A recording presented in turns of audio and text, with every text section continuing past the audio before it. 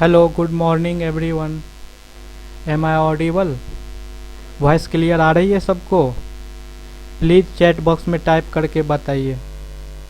Yes your voice clear है। Good morning, good morning. Yes, good morning to everyone. आज हम लोग का सेकेंड चैप्टर है अकाउंटिंग टर्म्स के बारे में। लास्ट क्लास हम लोग इंट्रोडक्शन क्लास था अकाउंटिंग का। Do you have any question from last class? Objective किए थे आप लोग बुक से? यस सर किए थे। Okay okay. Do you have any query? No. Okay, ठीक है। फिर आज हम लोग शुरू करते हैं chapter 2 basic accounting terms. Slide visible है सभी को? हम लोग अभी कॉमर्स बैकग्राउंड में न्यू है, तो अकाउंटिंग टर्म्स, जो अकाउंटिंग का टेक्निकल वर्ड्स है, जो शब्दावली है, उसको जानना ज़रूरी है। टर्म्स जानेंगे तो ही हम आगे अच्छे से क्वेश्चन कर पाएंगे। क्वेश्चन हम तो ऐसे भी लगा लेंगे, लेकिन अकाउंटिंग का जो टेक्निकल वर्ड्स है उसको जानना इम्पोर्टेंट है। तो चलिए शुरू करते हैं। फर्स्ट है assets. What is assets? Assets होता है कोई एनी वैल्यूबल थिंग्स जिसका बेनिफिट कंपनी या ऑर्गेनाइजेशन फ्यूचर में लेता हो। जैसे मशीन है, लैंड है, कोई भी अगर हम मेरा प्लांट है, ये सब का बेनिफिट, ये मॉनेटरी वैल्यू है ये सब का। ये कंपनी ऑन करता है। क्यों करता है? तो फ्यूचर बेनिफिट लेता है और प्रेजेंट में भी बेनिफिट लेता है एसेट से। प्रोटेक्शन करता है वो खुद का जो भी उसका डील रहता है। तो नेक्स्ट टाइप्स ऑफ एसेट्स में आ जाए। एसेट समझ गए आप लोग क्या होता है? एसेट्स का हिंदी होता है संपत्ति। संपत्ति मतलब any valuable things which has monetary value and owned by a business is it assets. In other words, assets are the items your company owns that can provide future economic benefit. Example: machine, land, cash, building, etc. Types of assets देखते हैं। First है non current assets. Non current assets क्या होता है? Those assets which are held by the business from a long term point of view. Non current assets उसको करते हैं जो कंपनी के पास एक long term point of view से होता है। More than one accounting period, at least one accounting period से ज़्यादा हो, उसको हम नॉन करेंट एसेट्स कहते हैं। नॉन करेंट एसेट्स का एक तरह से का ये नेम है, फिक्स एसेट्स जो बोलते हैं वो। नॉन करेंट एसेट ऐसा एसेट्स होता है जो कंपनी के पास long term point of view से रहता हो, जैसे मशीन, बिल्डिंग, फर्नीचर एक्सेट्रा। ये सब नॉन करेंट एसेट्स के अंदर आता है। नेक्स्ट है current assets. Those assets which are held by the business within the purpose of converting them into cash or for using them within a short term period. current assets एक short term period में आता है, और इसको ये ऐसा assets होता है जिसको हम convert कर सकते हैं कैश में with in one accounting period, जो मतलब शॉर्ट पीरियड में कैश में कन्वर्ट हो जाता है, वो करेंट एसेट्स कहता है। जैसे होता है जैसे स्टॉक, डेटर्स हो गया, कैश हो गया, बैंक हो गया, ये करेंट एसेट्स होता है जिसको हम तुरंत इमीडिएटली कैश में कन्वर्ट कर सकते हैं। और नॉन करेंट एसेट्स होता है जो मोर than one accounting period, long term point of view से जो होता है नॉन करेंट एसेट्स, जैसे मशीन, बिल्डिंग, फर्नीचर एक्सेट्रा, ये सब नॉन करेंट एसेट्स होता है।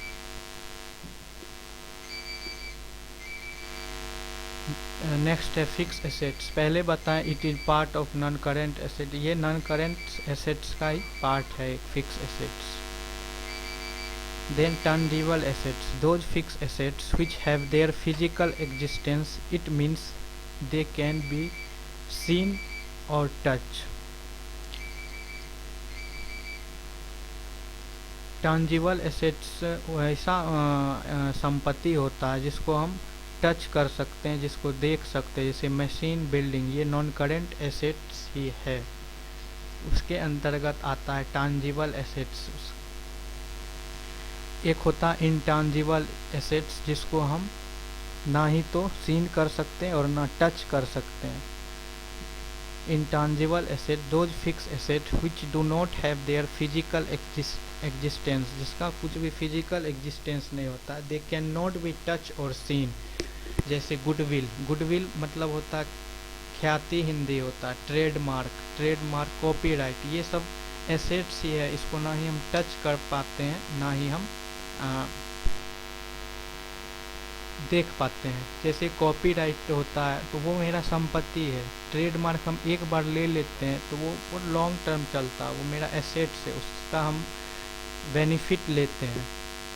तो ये इंटांजिबल एसेट्स के अंडर आता है। नेक्स्ट है वेस्टिंग एसेट्स। ये सब जो भी 11th के बुक में है वो सारा कवर किए हैं हम। वेस्टिंग एसेट्स है सच एसेट्स आर रिड्यूस और destroy by use a consumption. जो मतलब ऐसा एसेट जो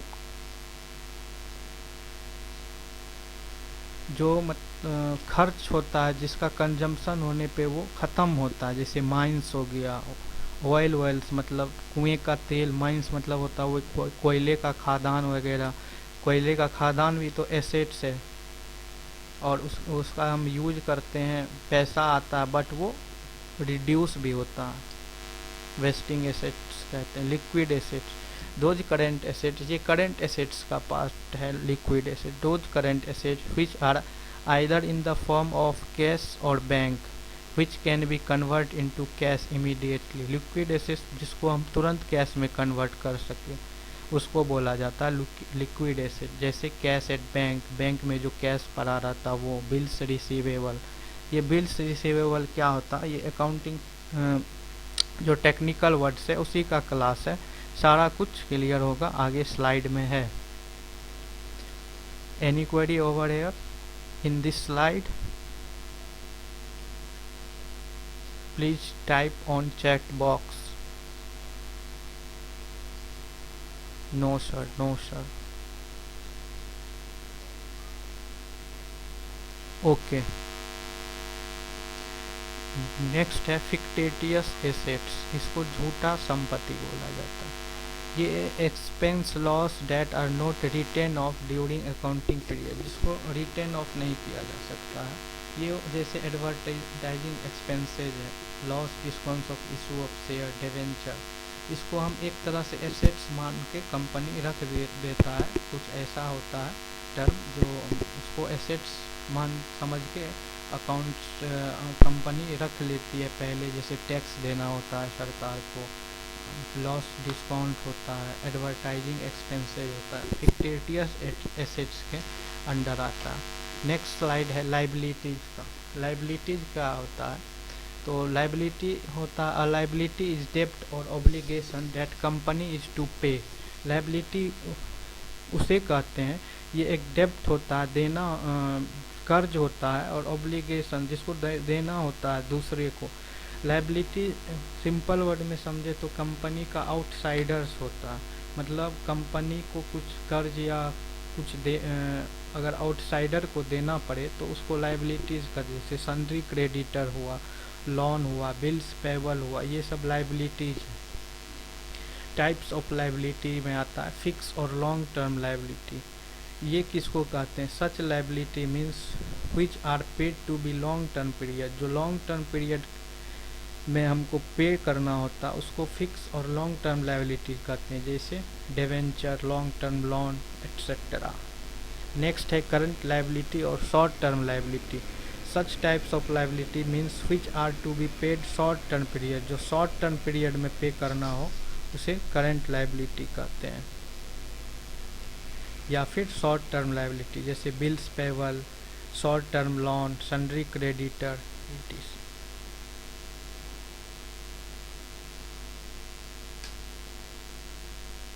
नेक्स्ट है कैपिटल। कैपिटल क्या होता है? Is a large sum of money which you use to start a business और which you invest in order to make more money. Capital means होता है, इसका कैपिटल का हिंदी वर्ड्स है पूंजी। ये मनी होता है, लार्ज मनी होता है विच यू, जिससे आप बिजनेस मतलब ऑनर जो होता है कैपिटल इन्वेस्ट करके बिजनेस स्टार्ट करता है और फिर पूंजी लगाएगा तभी तो वो और मनी कोई भी फॉर्म या ऑर्गेनाइजेशन से मनी अर्न कर पाएगा, तो उसी को कैपिटल बोलते हैं, पूंजी। Types of capital: fix capital, that part of capital which is use for acquire fix assets. Fix capital मतलब होता है जो हम कंपनी जो फिक्स एसेट्स जैसे मशीनरी, बिल्डिंग, फर्नीचर आदि खरीदने में जो कैपिटल इन्वेस्ट करता है उसको फिक्स कैपिटल बोलते हैं, जैसे purchase of machine, building, land, plant etcetera, ये सब फिक्स कैपिटल के अंतर्गत। नेक्स्ट आता है वर्किंग कैपिटल। ये ऐसा कैपिटल होता है, that part of capital which is use for the day to day activities of the business. जो डे टू डे एक्टिविटीज में पूंजी खर्च होता है उसको वर्किंग कैपिटल होता है। ये फिक्स कैपिटल जो होता है एक्वायर्ड फिक्स एसेट्स यूज होता है फिक्स एसेट खरीदने के लिए। Working capital day to day activities जो होती है बिजनेस में उसमें जो इन्वेस्ट होता है उसको वर्किंग कैपिटल बोला जाता है। नेक्स्ट स्लाइड आता है एक्सपेंडिचर। एक्सपेंडिचर मीन्स खर्च होता है, represent a payment with either cash और क्रेडिट टू परचेज गुड्स और सर्विस। इसका दो पार्ट होता है। एक capital expenditure include the amount spend to acquire significantly improve asset such as land, building. ये कैपिटल एक्सपेंडिचर जो होता है एसेट्स को जो हम इम्प्रूव करते हैं, एसेट्स को मेंटेन करने में जो खर्च होता है उसको कैपिटल एक्सपेंडिचर बोला जाता है, जैसे building, equipment, furnishing, feature vehicles etcetera. Revenue expenditure. Revenue expenditure are short term of expenses use in the current period of typically within 1 year. ये एक्सपेंडिचर शॉर्ट एक्सपेंडिचर है, जिसका शॉर्ट टर्म पीरियड में जो खर्च होता है, जैसे डेली का खर्चा, जैसे सैलरी दिए, रेंट दिए, ये सारा खर्च जो होता है रेवेन्यू एक्सपेंडिचर जो डे टू डे में होता है। स्टेशनरी परचेज किए।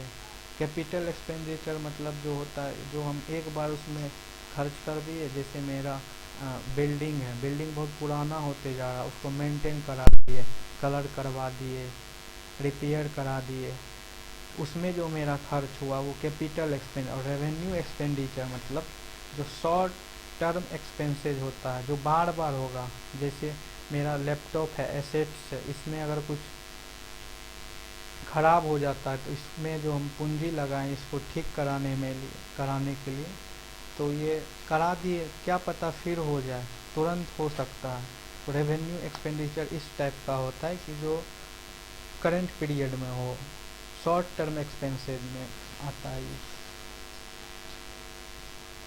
Revenue it is total amount of income generate by either sale. Revenue का देखिए सिंपल मतलब ये होता है, जैसे मेरा बिजनेस है, मेरा मोबाइल शॉप है और उसमें जो हम सेल करते हैं, जो भी हम कुछ भी अर्जित करते हैं, जितना मेरा टोटल मेरे पास रिसीव्ड होता है कैश, कंपनी प्राइमरी ऑपरेशन जो होता है उसको हम रेवेन्यू बोलते हैं। जैसे सेल किए, earn from the sale of goods, goods के सेल से जो हमारे पास मनी अर्न हुआ उसको रेवेन्यू कहते हैं। It is total amount of income generate by the sale of goods और service related to the company primary operation. जो भी कंपनी का डील करता है, जो भी वो बिजनेस करता है, उससे जो टोटल इनकम जनरेट होता है उसको रेवेन्यू बोला जाता है। Example earn from the sale of goods, rent earn, etc। Next debtor.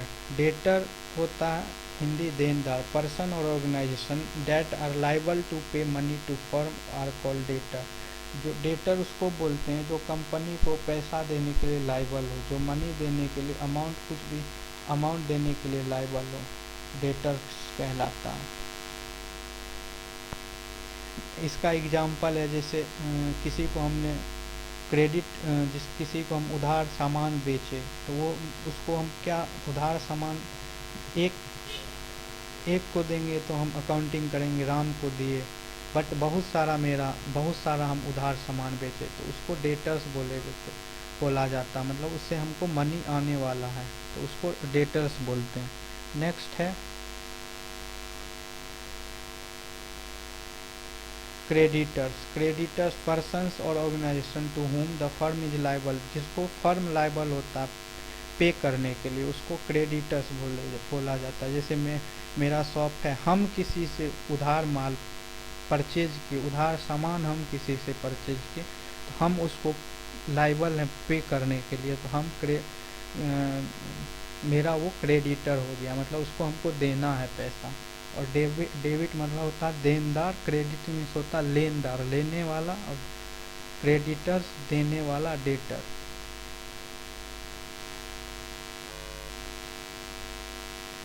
और एक होता है इनकम, जैसे रेवेन्यू हम लोग देखे थे, तो रेवेन्यू मतलब होता है टोटल जो मेरे पास आया, टोटल अर्न जो हुआ मेरे पास। और इनकम अगर हमको पता करना है तो इनकम इक्वल टू होता है रेवेन्यू, मतलब टोटल मेरे पास इतना आया, उसमें से जितना भी एक्सपेंसेस हो उसको माइनस कर देना तो वो मेरा इनकम आ जाता है, नेट इनकम। नेक्स्ट गुड्स किसको कहते हैं? Goods are the physical item of the trade, जो फिजिकल आइटम्स होता है उसको गुड्स बोला जाता है। जैसे मेरा मोबाइल शॉप, मेरा कोई दुकान है मोबाइल शॉप का, और मेरा उसमें बहुत सारा मोबाइल है, मेरा फिजिकल आइटम गुड्स मोबाइल है, तो वो मेरे लिए गुड्स हुआ। Stock is a tangible assets held by the enterprise for the purpose of production और सेल। स्टॉक और इन्वेंट्री होता है जो जो भी बिजनेस इंटरप्राइजेज रखता है। जैसे मान चलिए कोई भी, हाँ बोलिए। Income, okay. Income equal to होता है रेवेन्यू माइनस एक्सपेंसेस। इनकम अगर निकालना है तो टोटल रेवेन्यू मेरे पास जितना भी अर्जित किया हुआ आय है उसमें से एक्सपेंसेस खर्च को माइनस कर देंगे तो इनकम आ जाएगा। Okay, clear? ओके, स्टॉक समझा रहे थे। स्टॉक का ही दूसरा नाम है inventory. Stock is a tangible assets, ये टैंजिबल एसेट्स है। मूर्त टैंजिबल मतलब जिसको हम देख सकते हैं, छू सकते हैं। Held by the enterprises for the purpose of production, जिसको हम व्यापारी जो होता है उसको कोई भी चीज़ अगर वो प्रोडक्शन करता, मैन्युफैक्चरिंग कंपनी है तो वो प्रोडक्शन करने के लिए जो भी स्टॉक रखता है, जैसे मान चलिए मेरे पास मेरा कपड़ा मैन्युफैक्चरिंग यूनिट है, तो उसके लिए जो हम रॉ मटेरियल परचेज करेंगे, जैसे कच्चा धागा, सूत, वो सारा मेरा स्टॉक हो गया। और अगर कोई मेरा शॉप है मोबाइल शॉप, और हम अगर उसमें मोबाइल हम सेल करने के लिए, तो गुड सेल ऑफ गुड्स, जो मेरा गुड्स मोबाइल है वो एक तरह से स्टॉक हो गया। नेक्स्ट आता है opening stock. Opening stock is the value of goods available for sale in the beginning of an accounting period.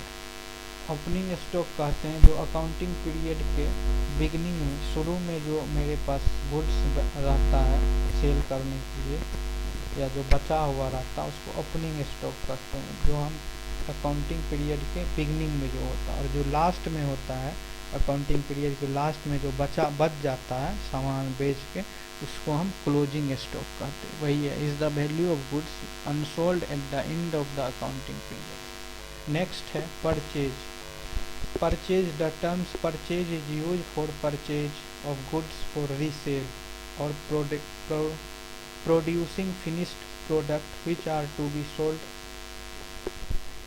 Purchase terms का यूज, परचेज का मतलब हुआ use for purchase of goods, जो हम गुड्स परचेज करते हैं रिसेल करने के लिए या प्रोड्यूसिंग फिनिश्ड गुड्स, जो हम तैयार करते हैं उसको बेचने के लिए, जो हम कुछ भी परचेज करते हैं, जो हम खरीदते हैं माल, उसको परचेज करते हैं। परचेज जो हो सकता है दोनों हो सकता है, कैश परचेज और क्रेडिट। कैश भी हम खरीद सकते हैं और क्रेडिट भी खरीद सकते हैं। ये सारा का आप स्क्रीनशॉट लेते रहिए, सारा स्लाइड का। नेक्स्ट है परचेज रिटर्न।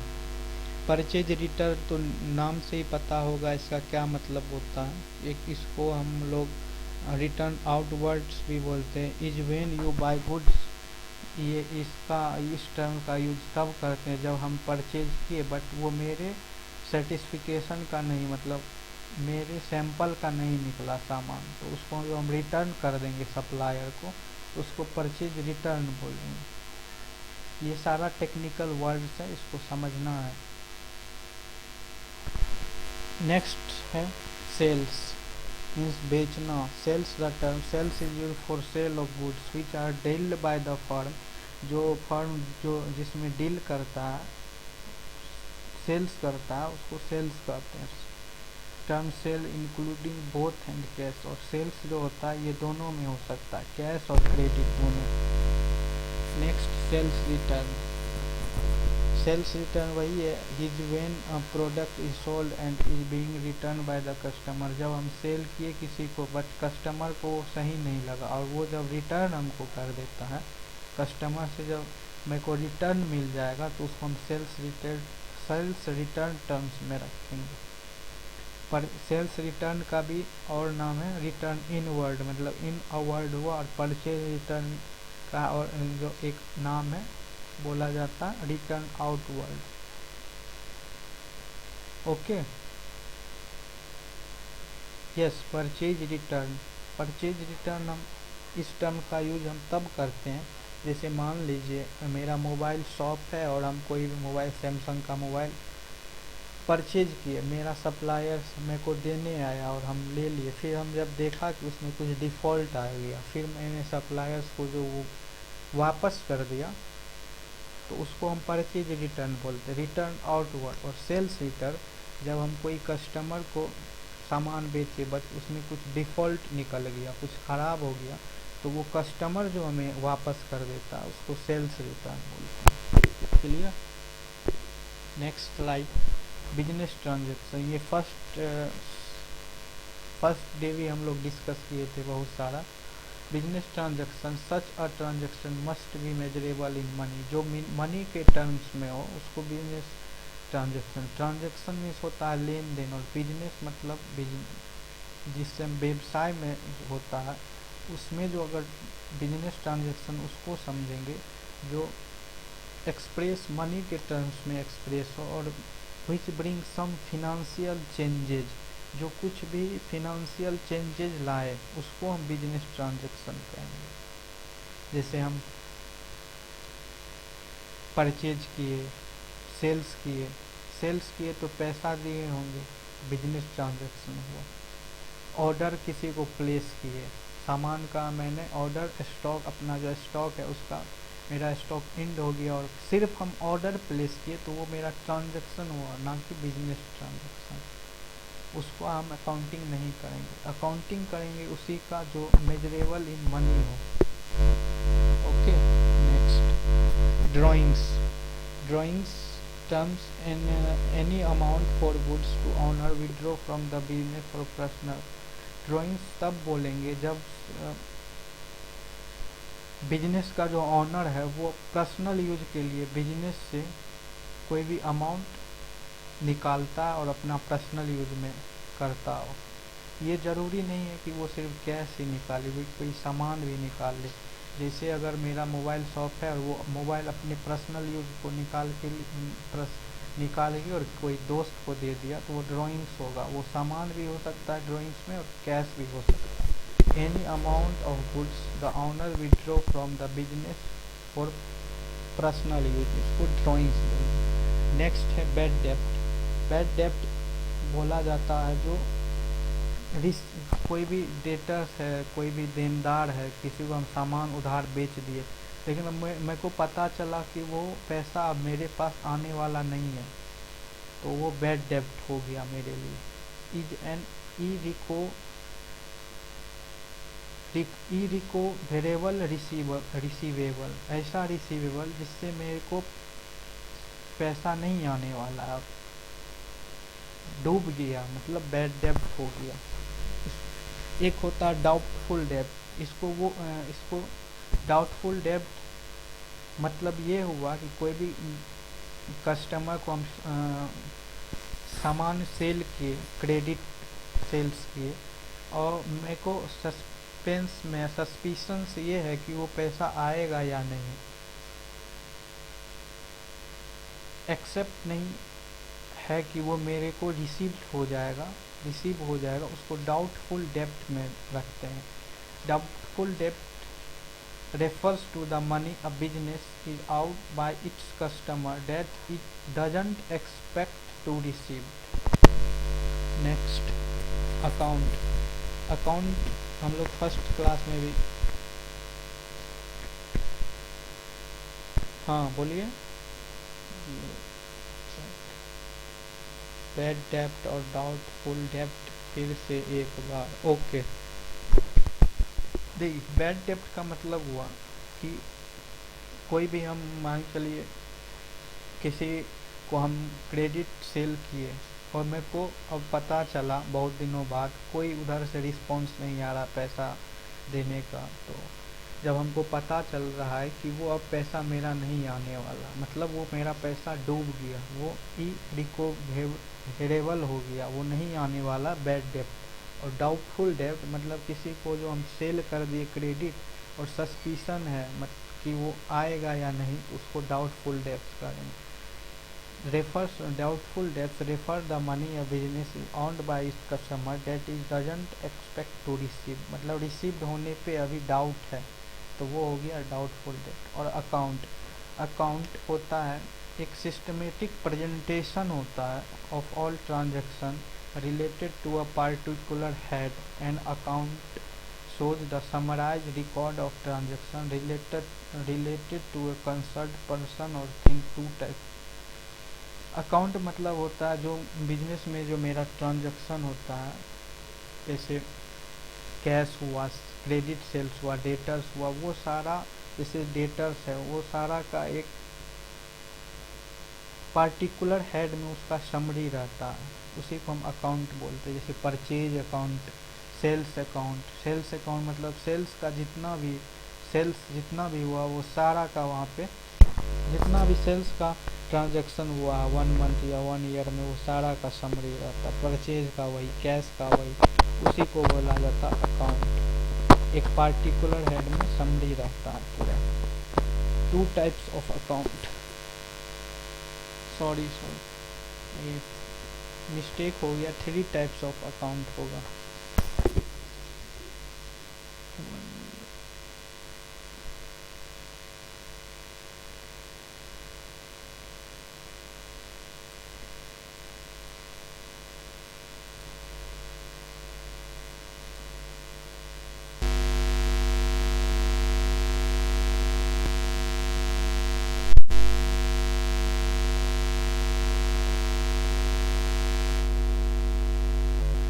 नेक्स्ट है real account. These account types are related to assets और प्रॉपर्टीज।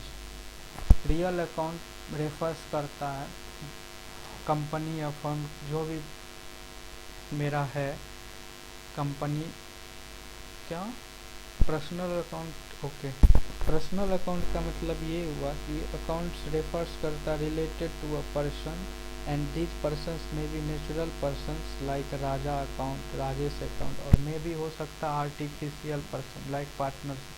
इस टाइप का अगर जो भी हो उसको हम पर्सनल अकाउंट समझेंगे। रियल अकाउंट में आता है एसेट्स और प्रॉपर्टी, जितना भी कंपनी का एसेट्स और प्रॉपर्टीज हुआ उसको रियल अकाउंट में रखेंगे हम, जैसे कैश अकाउंट हो गया, फर्नीचर अकाउंट हो गया। नेक्स्ट आता है nominal account. These account types are related to incomes और गेन। जो भी कंपनी का इनकम्स, लॉस या एक्सपेंसेज हो तो उसको नॉमिनल अकाउंट में रखेंगे, जैसे rent account, commission received account, salary wages account etcetera. सारा स्लाइड का आप लोग स्क्रीनशॉट लीजिए। Next debit, debit words comes in Latin word debitum, ये डेबिटम से आया debit word, debt means due for debt. Debit and credit जब हम लोग नेक्स्ट चैप्टर पढ़ेंगे उसमें बहुत अच्छे से क्लियर होगा।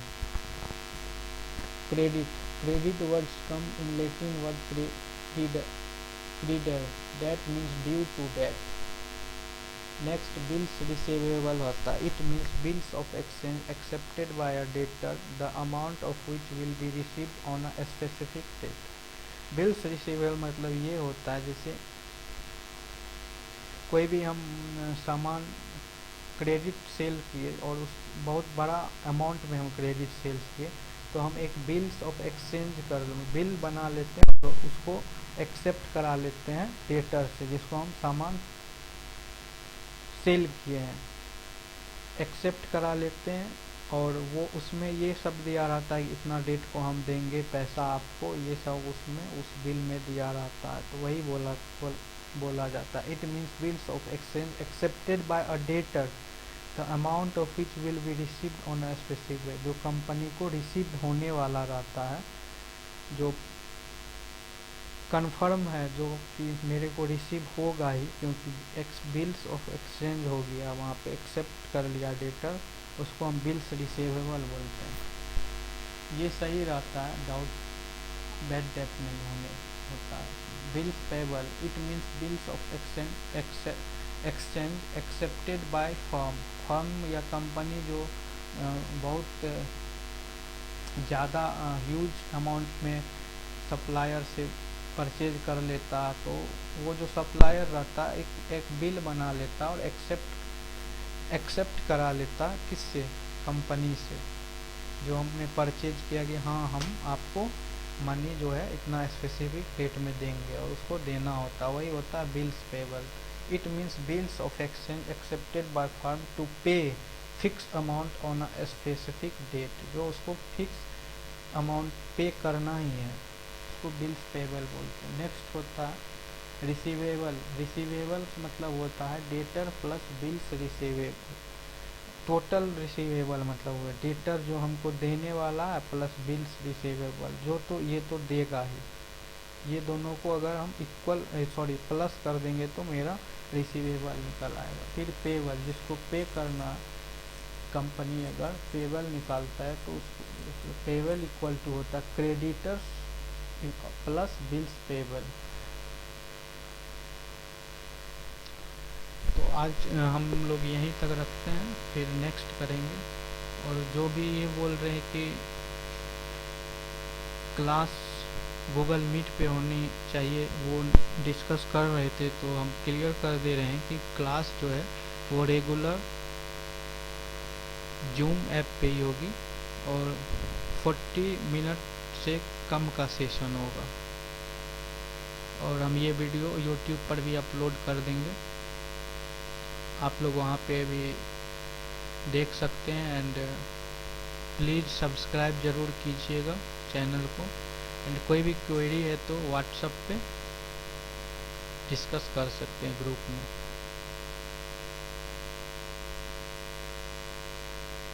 ओके।